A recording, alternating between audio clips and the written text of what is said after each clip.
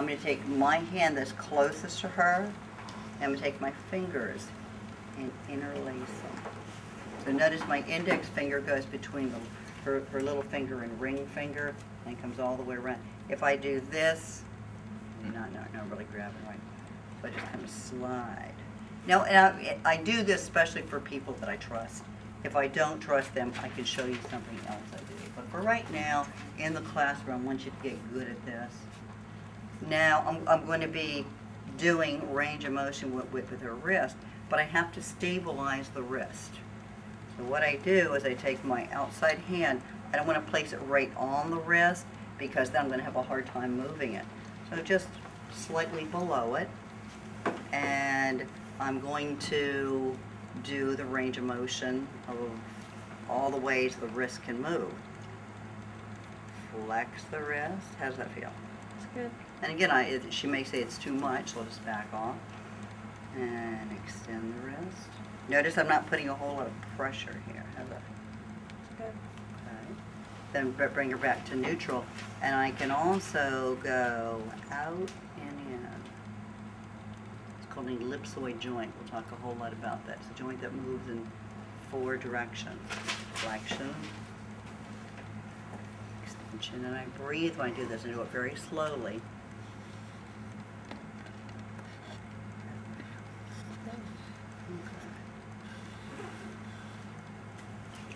I can then also take her arm with the elbow here, just like a windshield wiper. It's a nice, slow windshield wiper. As I'm slipping my hand out. I'm Now I'm going to do her fingers. my knee.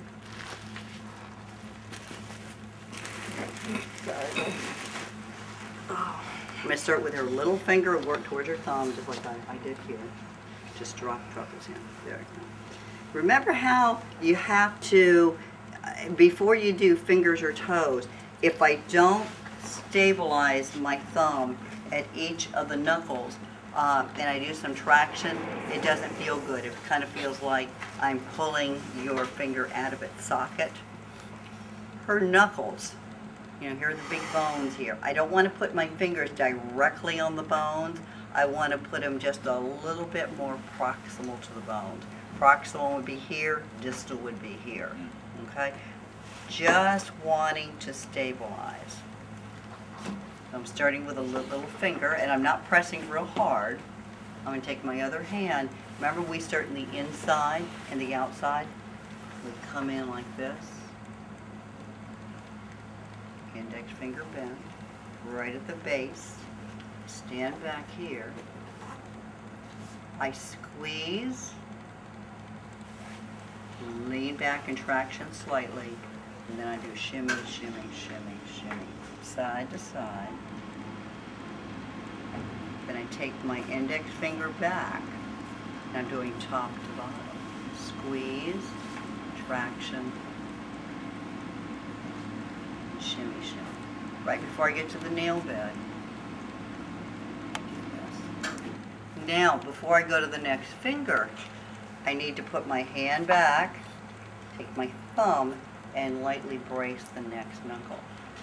But how do I leave this finger and go to the next real smoothly? I reach over.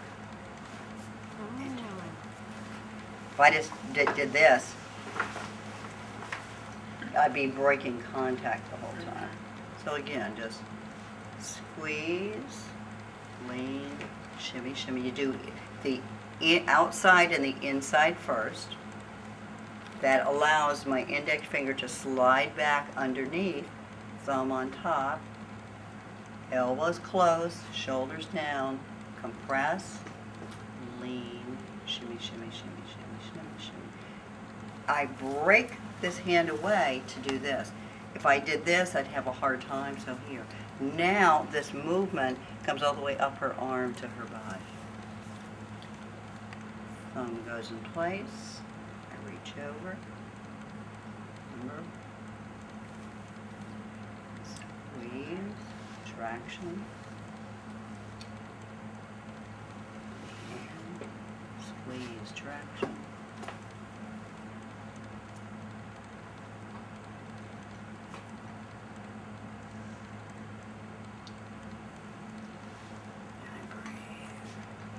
before I get to the nail bed.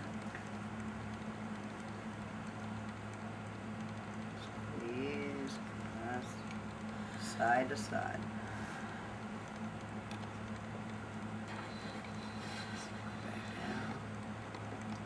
Takes a little while to get used to doing this, but once you do, you're going to love it.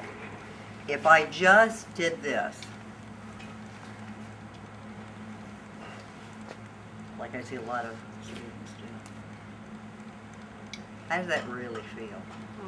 It's almost like I'm wasting time, and it's real phallic. Here I am, just you know, if I'm going to be in here, I want to do a nice job of what I'm doing, so there's nothing sexual that gets involved in the equation.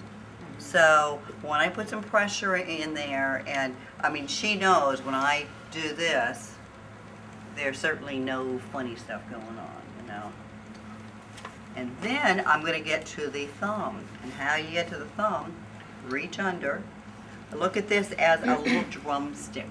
Chicken drumstick. You turn the hand over. I mean, look, a little drum. Here's the stick part of it. When I get here, same thing. I'm going to go side to side, lateral and medial. Squeeze. Lean back towards me. Shimmy, shimmy, shimmy, shimmy, shimmy, shimmy. And my index finger is just right there to slide back down. Thumb goes on top, flat, squeeze, traction, right before the nail bed. You've got a really good grip on that thumb, don't you? I do. She sure does. And then I come in. Now this feels really good with my fingers, and what I'm doing is actually this.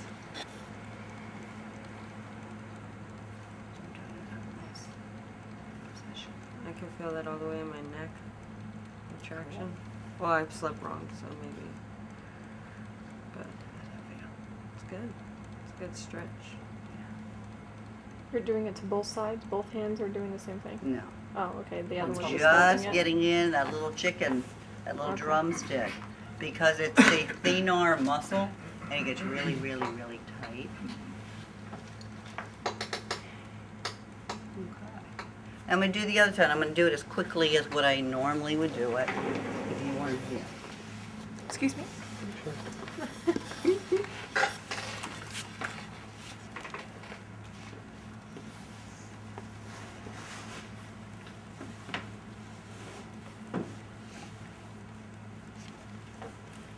And again, you'll see when I'm working on the body, generally, if I possibly can, one of my thighs is going to be braced against the table.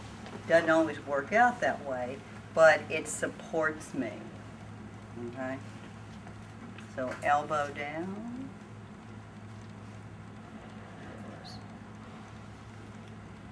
Just doing the little stretch. One of you's making me a copy of this, right? He's putting it on the internet.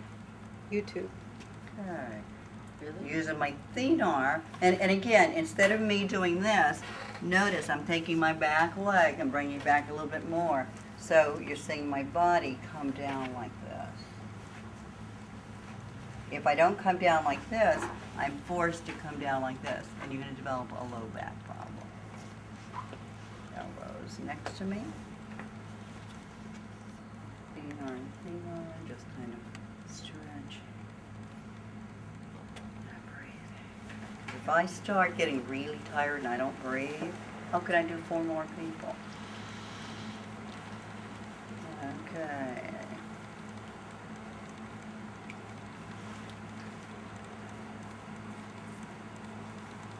I flatten my thumb.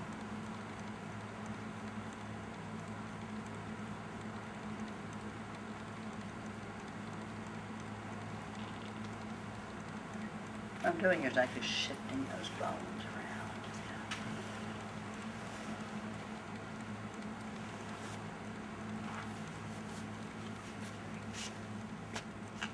Again, I want to divide, actually I'll divide it in half from here to here.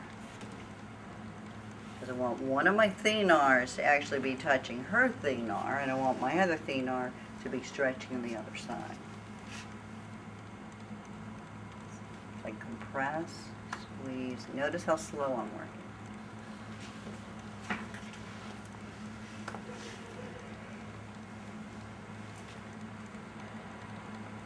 All the way laterally.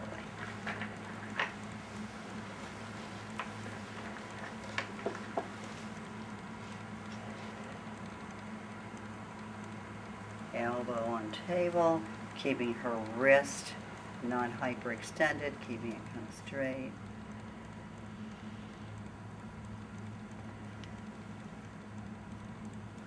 Every now and then I'll look at my client's face, because if they're starting to grimace, it might tell me I'm working too deep. Feel okay? Yeah. And for right now, ask. And most people are going to say, can you work deeper? And we don't really know how to do that yet. But beyond that, really getting in there.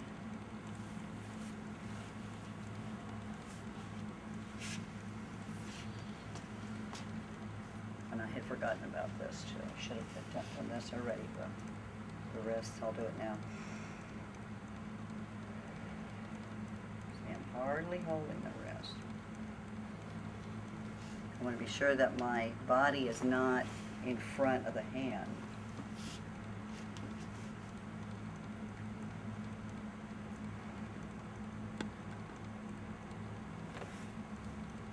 Two, 3, 4 seconds. That gentleness.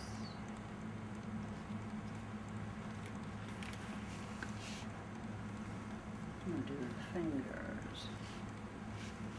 If you forget to do something you did on the other side, as long as you do it during that period of time, best to have, I mean, it would have been nice if I had remembered, but if I didn't, it's still better to do it now than not at all. Because you'll say, well, you did this thing with one wrist, you didn't do it with the other. So, body's all forgiving. All right, so I'm going to start with the little finger. I'm going to work towards the thumb. Step back. Or bring this down more. I'm going to brace each knuckle. Squeeze, traction. My arm's close to me. Shimmy, shimmy, shimmy, shimmy, shimmy. Slides back down. Squeeze, traction. Right before the nail bed. Before I leave this hand or this finger, I'm going right back.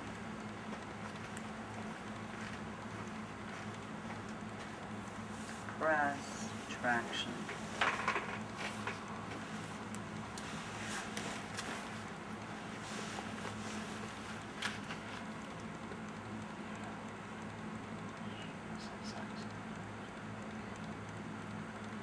Looks pretty easy, doesn't it? After you get it down, it's really easy. Did you know there was so much to the hand? I know you didn't.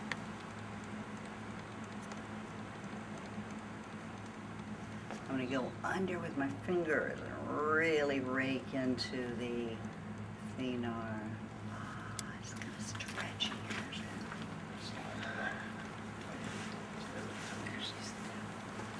You can even come in to this webbed area. My thumb. Kind of open.